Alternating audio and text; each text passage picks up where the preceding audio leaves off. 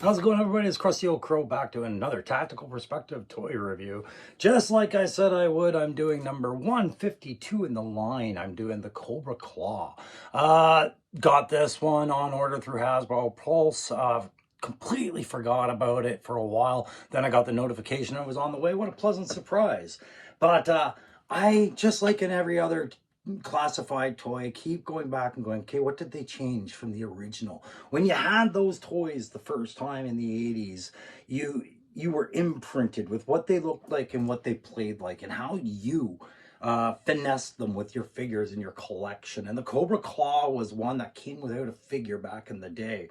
In fact, what it did come with in lieu of a figure was a bomb that could be dropped as a drone instead of as a piloted assault vehicle, which isn't here in this iteration. And with good reason, as we look at this thing and see how it's been designed to accommodate the pilot and still hit under a reasonable price point. So when I do my tactical perspective, the only reference I have to the old days for the Claw is the vehicle itself. The pilot, I have nothing to go on except just that it's a new figure to be added to this, to have some fun with, and it replaced my bomb. So, okay. What do I say about it now? So I'm going to give this my tactical perspective review. I'm going to give the character attack grade, play grade, and a je ne sais quoi grade. And I'm going to give this thing an overview grade to go with it. And just kind of treat them as a set together. Don't forget, if you like those kind of videos, it's the like, share, subscribe. That really helps my channel out. It's a fun little hobby. There's my ask. You guys, please make your decision based on how you feel about the video. But I'm going to go play with this Cobra Claw and this new figure that we've got, and see what kind of observations I have about it. You know, it didn't excite me the first time I got it, but as I look at it, I see a lot of things going on here that I'm kind of impressed with. So, all right, let's go play with this thing. Now, before I set to play with this figure, we'll just look at that box so you can see that Rattler flying Overwatch on these low passing not fangs, claws, swooping in on, a Joe attack against the headquarters there. And you can see another Rattler landed. That's why I think it's the Cobra headquarters, which oddly looks a lot like the Joe headquarters. And then it looks like old Snake Eyes is wrangling himself his own claw for his purposes up there in the corner. But definitely a little combat. And we got the Claw meaning Cobra Pilot and Cobra Claw.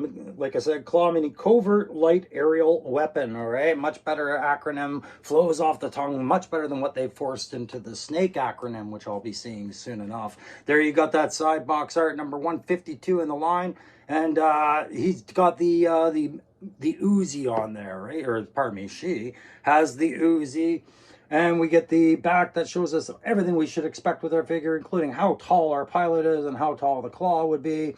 Blast effects, and they want you to pay attention to her nav system on her wrist, the claw emblem on the fin, and how to assemble this bad boy right there. On the other side, lastly, 152, again, those primary combat function icons that you can look up somewhere. They'll tell you something, but that QR code isn't the way. It's no way with that. Right, and the top, so you can identify it when it's stacked in the shelves of, and you can't see the front art. There you go. That's the box. All right, let's have a look at this figure because I've been dying to get my hands on it and show you guys. We are looking at, essentially, this is a mashup between the 60th anniversary Marine Sniper upper body meeting a Valkyrie lower body there. So nice little new figure on it, very cheap for them to produce by all other considerations. And of course, we're going to get some extra heads and a different color set for this one to set her apart as a pilot. You can see how the vest has been re-rolled into a blacker vest with different paint tones to kind of work as a pilot's harness, right? So with no file card, I can get right into the head to toe. So here we are with one head option, right? The gas mask or respirator system Valkyrie head put on there. Pretty good nod down look. Nodding down articulation, pardon me, getting tongue-tied there, and effective enough upward. I would have liked a little bit more considering where she's positioned on her claw. A little bit more to look forward would have been good, but I'm showing her with her pistol feature because I hate this thing. It's a fine pistol, and of course the removable silencer, which will work for the Uzi. I'll show you later, but we're doing the head to toe. We'll get into the accessories afterwards, but the 60th Marine Sniper Buck was good for its posability, and so was the Valkyrie, and this is no different. You know, you got your bends, you got, you know, pinless elbows and pinless knees. You got good enough flexibility out of the character. Loving these color sets. Love the different helmet, even though it's technically kit.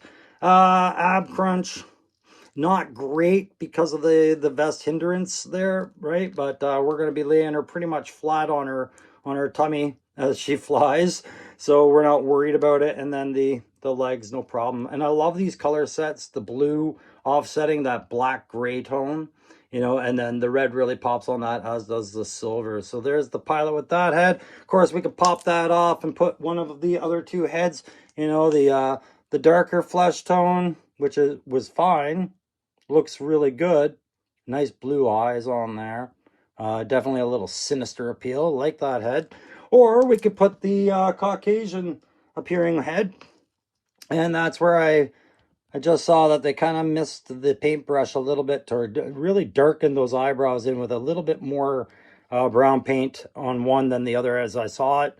But, you know, not ruining the figure, but I think it was a missed paint app, or maybe I'm just seeing it in poor light, but I think that her right eye has much more brow to it towards the nose than her left eye does. So not really fond of that, but oh well.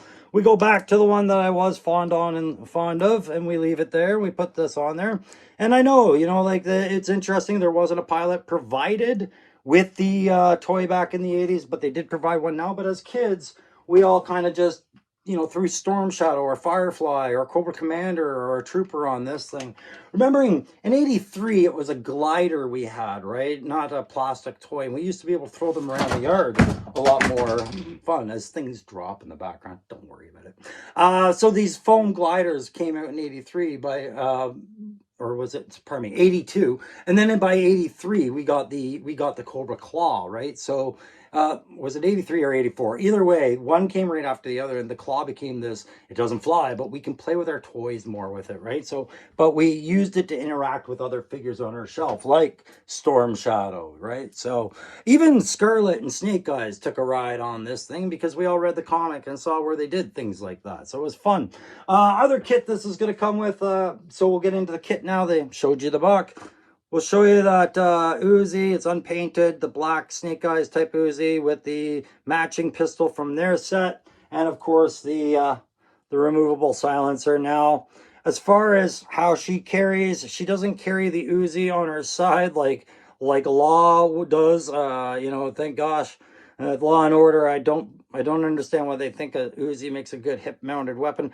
But the holster they provide on this one, it's not bad holster, but it's not tight enough. I'm going to have to heat that up and try and press that in, get it to seat, because you want a firmer, snug grip on that. And I find that mine tends to fall out very easily. Like, it doesn't take much more than a strong breeze and a nudge if the character is at the wrong position for this thing to fall out. And remembering that that's got the hollow bottom as well, so it can be pushed out easily too when you're playing with your claw. I'll show you some other kit here in a second while I pick up the piece that I dropped. Now, this automatic shotgun that the Claw Pilot comes with, I really do like it, but I did watch a review by a good friend of ours, Tony's Figs. I watched his review on the Claw, and he did point out the conundrum about the ammo. It does seem like when they seat this the way that they show it in the picture, your firing pins for the shell are all facing the enemy. All that brass is what's remained of the round after the round is fired, and all this red plastic is, you know, what's containing that buckshot or that that slug. So they can't keep showing it this way, and it kind of confounds us a little bit. I think Tony feels the same way I do, but I found that if you turn it backwards, you know, you can live with it. Either way, it's just a toy shotgun. Maybe there's a different story behind these shells that we don't know, but you guys, just let you know, it's not a burden to just turn it around, right? So we got that shotgun for our Cobra Trooper as well. Last couple of pieces of accessories we're going to talk about just are these we got our Cobra base, so you can peg her in and, you know, stand her with the claw on her back, I'm sure. But it's the first time I've seen Classified, aside from the Legacy lines and the 60th anniversary, coming with a base. I guess, yeah, the Crimson box set came with one. And I just prefer these stay with retro because it's just To me, this is plastic allocation in the wrong set. I'd rather have that bomb be able to slide on in place of the harness than I would the plastic for this base, you know. That could have been rigged up, but again, we're talking about things that change the price points, right? We get these blast effects for the tail fins, but you've seen them in photos, use them for the gunnery, and that's it. That's the accessories that you get with the Cobra Claw. So let's walk our way through this 152 Cobra Claw, the Covert Light Aerial Weapon. As you can see it down in the hangar and getting examined by the Joes, it's an upgrade from what we had as a kid. You can see that 23 Zulu, or number 8 in the fleet of call sign 23 Zulu. It's got those posable ailerons and wingtip rocket launchers that, you know, the rockets on there, short to medium range, probably anti-armor rockets. They do have a blast effect port in the back, as I found as I explored these, but they sit on that wishstone and or wishbone mount there. And you can see that they go on relatively easily and they're a good snug fit. And underneath those tips, or on the top of those tips, you got the green and red opposing lights. Like I said before, the ailerons, the flaps that go up and down to change direction, speed, and altitude, all that good stuff. You got that. You got the traversable turret that clicks really well if I had put the sound. And the left barrel does elevate. The right barrel remains stationary. Forward flaps up and down, no problem with that play. And I go through it on side where you see Cobra emblems and written on the side, you know, and some black paint app striping. As I flip it over, you can see those retractable handlebars. They click and ratchet their way back up. And we've got our retracting, pivoting landing gear as I knock over my other Storm Shadow. Those landing gear with the pivoting ball joint and the wheel that rotates just like this. There you go. Look at me locking that back in like a pro on this voiceover. So as I lock those wheels back in, you'll notice what isn't there is any kind of bracket system for the weapons that are included with the pilot, unfortunately. We do have some nice paint on there just saying the danger. These blast ports can house blast effects, which would symbolize something dangerous to your legs or to anybody standing behind on takeoff. And we have that universal harness, very simple, no back post mounting like in the old day. It is a harness that ratchets on the left and the right, and you can get all sorts of figures in there, as I'll show you briefly in the video. I pose other characters in here, just showing you the clicking bars. But again, you'd hear them click if I had put the sound on there. So some heavy upgrades on here, a lot more play factor added to this claw. But what stood out to me was, where am I putting that shotgun and Uzi on my pilot? Really, it's the pilot that's kind of tainting the vibe for this. Those wheels will allow it to remain a certain distance off the ground, so your pilot can actually be manning this thing while flat, right? Why have the wheels if you're not doing takeoff from runways on, you know, landing and takeoff? And that really seems weird for the pilot to not have a better, you know, stirrup system or something to protect themselves. You just know their ab crunch is amazing. This pilot looks ballin' in a bathing suit. Okay, back to me.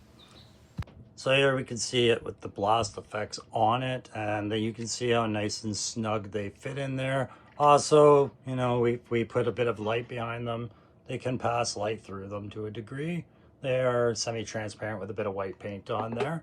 So there's your blast effects for the item. Now, just like in the photos Hasbro provided, you could use them also as firing effects, right? Into that port, or I believe they both fit into this one. Going to be a little bit tricky for that large of a burst, just because of the angle of the barrel, right? Just going to be a little bit tricky. So a smaller blast effect would work, but that one, you know, no problems there.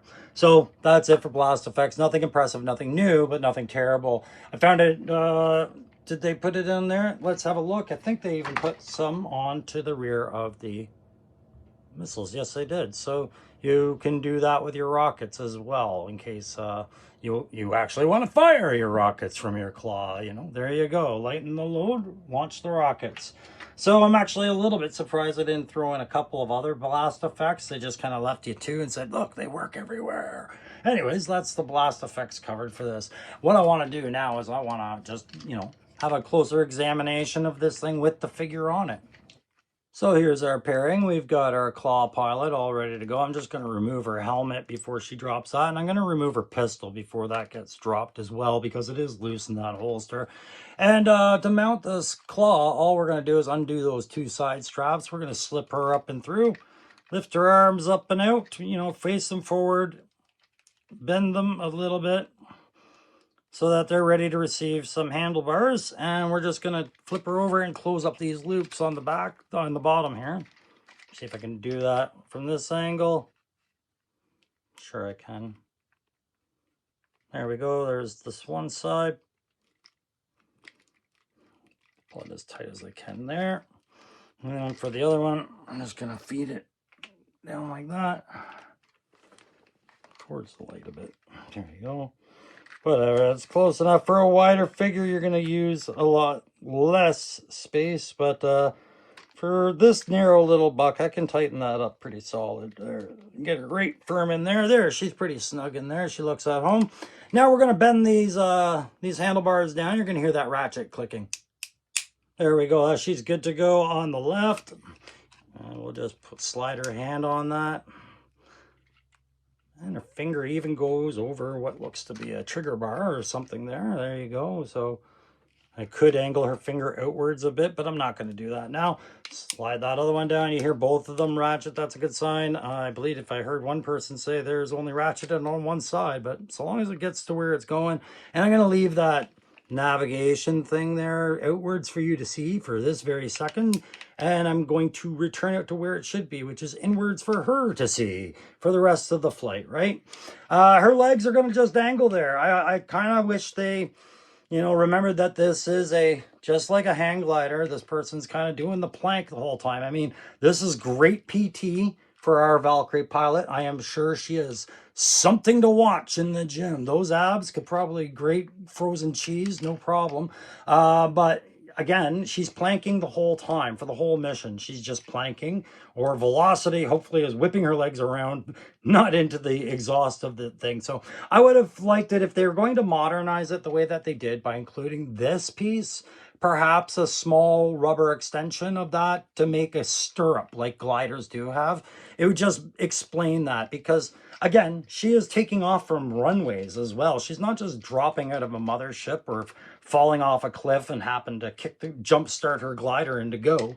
You know, there's runway landing gear on this thing, and you know, her torso is carrying all the weight, but she would want something to keep her tired legs from becoming asphalt skid marks, right? So overall, though, that's just me saying, how do you make this toy more expensive? And that's one way. You start making it even more updated, right? But it's a fun little toy. That's what she looks like on it. Let's get her helmet back in there. I'm not going to put the pistol back in there because I'm going to change this out a couple times. There you go. So fun, very light. Let's see if I can get this thing manipulated onto a flight stand. Ooh, wouldn't that be nice? Yeah, you can get it on a flight stand. It actually doesn't have too bad a balance. I did have to weigh that stand down just a little bit. It is a bit wobbly, but that was something I didn't have a whole lot of faith in. But yes, if you have access to a standard figure flight stand, part of the poor lighting from this angle, you can get your claw up on a flight stand and have some dramatic scenes. Now I do have this one flying rather low to go take out my Airhawk there, but you get the gist of it. Low passing Cobra flight against shocking some troops and whatnot. Good to go with flight stands. Unfortunately, Hasbro does not include flight stands in these sets. What a damn shame, because a lot of their photography included it flying as well, didn't it? Yes, Cobra gets all the good stuff, right? This is a 3D print from our friend Turk Murphy, Toy Solutions. He sent me with some of his pew-pews. Just been trying to place little things like this in the backgrounds, but I wanted to draw eyes on this one, as I'm hoping to paint that and get that out there soon. Always a good thing to present with the kit and everything like that. All right, so we're at the grading criteria, and regardless of what I said before the criteria would be, I've decided I'm just going to grade this organically, figure and accessory together, because it is a vehicle with a figure complete. And therefore, I kind of want to just speed things along and give it all to you at once. So let's start with that tactical grade. Okay, on a tactical grade, I am going to give this Cobra Pilot, which is a buck I really like. The reuse is brilliant. I think, you know, if I'm thinking tactically for Hasbro, it's a 5 out of 5 for reuse and making a cheap add-on to a vehicle. Good job, you. But that's not what I'm looking at. I'm looking at the tactical sensibility of this, by her definition, Cobra Pilot, right? And other parts of it, you know, lead me to believe that they've overloaded her.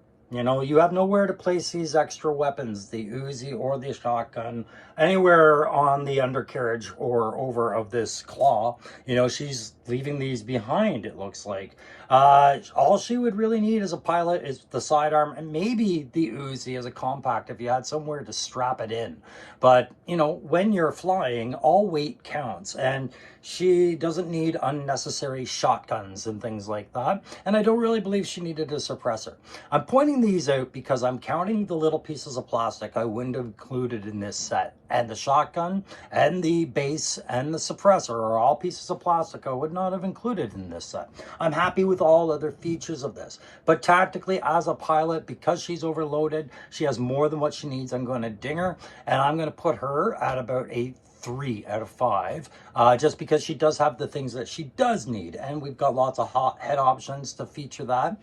She's got that harness and she fits in well with her thing. And then for the claw itself, on a tactical sensibility, I'm going to say it's maybe a 1.5 out of 5. No, I'll go 2.5 out of 5. I'll go that halfway mark just because it's so unprotected for its pilots, for its role. It's got a lot of short range, heavy hitting weaponry, right? Some machine guns that are firing less than 800 meters or like I said, 800 meters or less.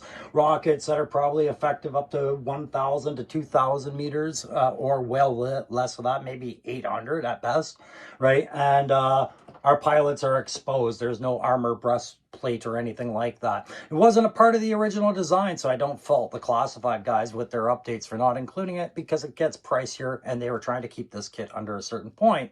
But, you know, tactically, it doesn't make much sense. Nor does it make much sense to have your pilot skimming that close to ground on takeoff or landing, unsupported with their legs flapping in the breeze. But I mean, hey, I'm picking it apart, right? So altogether, on a average with this set, I'd say it just meets the minimum. It's a 2.5 on tack average. Maybe that's just how we do this. All right, on a play, it hits home hard on a play. It's a 5 out of 5 all around. You get more than what you need with this buck. This buck is very universally well known for being very posable, light, and fits into cramped spaces, and good articulation and bending, so you can get her into almost every vehicle imaginable in the line without issue, right? So it was a good choice to include her, and she has a lot of fun with the kit, regardless of whether, to me, that kit makes sense. 3 different head options. You have 3 different characters. Clearly, they wanted us to buy multiple claws and have troop builds. But a lot of people wanted to, you know, identify the cartoon in their childhood